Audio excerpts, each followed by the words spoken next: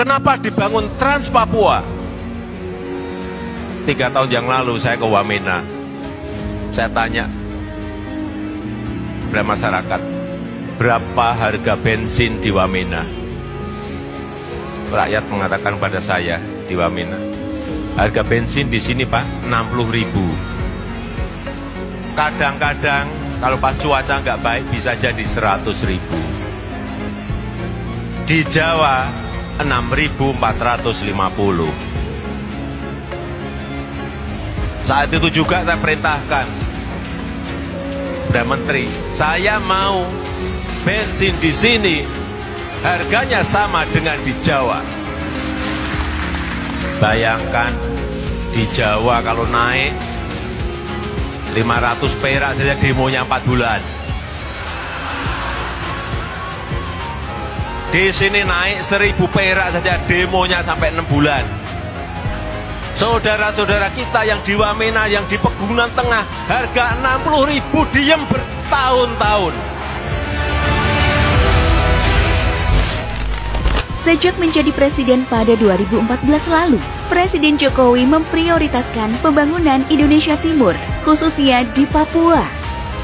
Pembangunan Jalan Trans Papua menjadi prioritas utama yang dilakukan Jokowi sejak periode pertama. Jalan Trans Papua menghubungkan antar daerah di Papua yang mencapai total panjang 3.462 km. Harapannya agar tidak ada lagi kesenjangan harga yang sangat tinggi antara di Papua dan daerah lain di Indonesia. Harus kita syukuri bahwa sekarang harga bensin di Wamena dan sekitar Pegunungan Tengah sama seperti yang kita nikmati di Jawa. Keseriusan Jokowi membangun Papua tidak main-main. Setidaknya sejak periode pertama hingga kini, Presiden Jokowi sudah mengunjungi Bumi Cendrawasih sebanyak 15 kali. Kunjungan ke Papua itu menjadi yang terbanyak dibandingkan dengan provinsi lain di Indonesia. Selain Jalan Trans Papua, setidaknya ada 16 infrastruktur lain yang dibangun Jokowi di Papua, termasuk jembatan, bandara, pelabuhan, rumah sakit, bendungan, pos lintas batas negara, dan masih banyak lagi. Pembangunan besar yang dilakukan Jokowi di Papua telah mengubah wajah Papua dari negeri gelap gulita menjadi daerah emas yang berkilau. Itulah kenapa warga Papua sangat mencintai Presiden Jokowi dan semakin bangga menjadi bagian dari NKRI.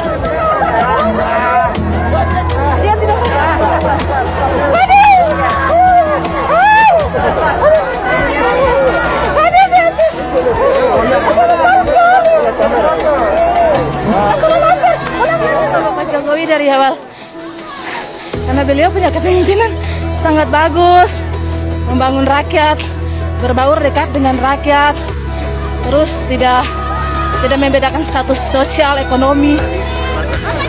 Senang sekali kayak mimpi. Senang sekali akhirnya saya ketemu. Selama ini cuma nonton di TV.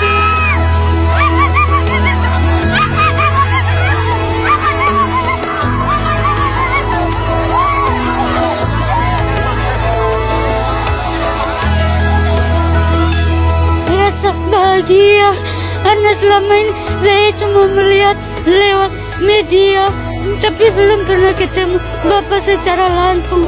Sehat-sehat selalu, Tuhan memberkati. Terima kasih sudah berkunjung di kota kami, Kabupaten Sorong. Namun ketika sentuhan ajaib Jokowi berhasil memajukan Papua dan membuat warga Papua kembali mencintai NKRI, hasutan sesat datang dari negara tetangga, Timor Leste. Puluhan pemuda yang tergabung dalam Klibur Estudiante Progresivo atau Perhimpunan Mahasiswa Progresif di Timor Leste menyatakan sikap politik mereka mendukung Papua merdeka dari Indonesia. Aksi itu mereka lakukan sebagai bentuk solidaritas mereka pada warga Papua. Mereka terlalu dalam mengurusi negara lain, namun tidak berkaca pada negaranya sendiri. Beberapa pihak berpendapat kalau warga Timor Leste iri pada Papua yang semakin maju karena tetap bertahan pada NKRI. Sementara ekonomi Timor Leste justru semakin merosot setelah merdeka dan keluar dari NKRI. Langkah yang dilakukan oleh warga Timor Leste dalam mendukung gerakan Papua Merdeka, seperti ingin memecah hubungan pemerintah Indonesia dengan warga Papua. Padahal saat ini berkat Presiden Jokowi, warga Papua mulai menemukan rasa cinta yang mendalam pada NKRI.